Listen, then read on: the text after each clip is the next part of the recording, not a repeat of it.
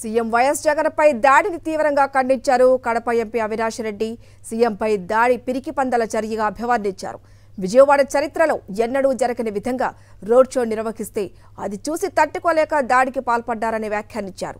Road షోకు ఆటంకం కలిగించేందుకే దాడికి పాల్పడ్డారని ఆరోపించారు. దాడి చేసిన వారు ఎంతటి వారైనా, చేయించిన వారు ఎవరైనా కఠిన చర్యలు తీసుకోవాలని డిమాండ్ చేశారు.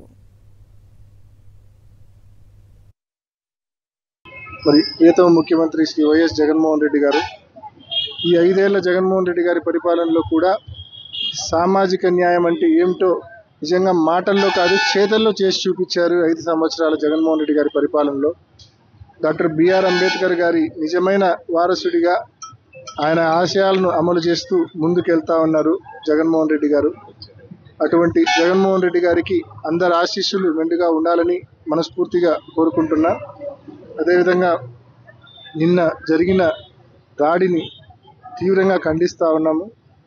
ఇది పిరికి పందల చర్య. జగన్మోహన్ రెడ్డి గారు నిన్న విజయవాడ చరిత్రలో ఎప్పుడూ లేని విధంగా దాదాపు 4.5 గంటల పాటు రోడ్ షో, దాదాపు విజయవాడ చరిత్రలో అటువంటి రోడ్ షో ఏ నాయకుడికి జరగలేదు గతంలో. అంత ప్రజాదరణ, అంత జనాదరణ ఏ నాయకుడికి రాల.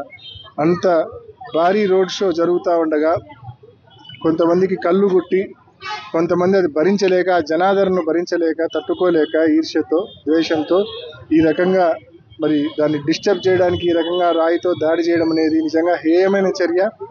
ఆ దాడి చేసిన వాళ్ళు ఎంత వాళ్ళైనా సరే, చేయించిన వాళ్ళు ఎంత వాళ్ళైనా సరే తప్పకుండా చట్టపరంగా వారి మీద తగిన చర్యలు తప్పకుండా తీసుకోవాలని కోరుతా ఉన్నాం.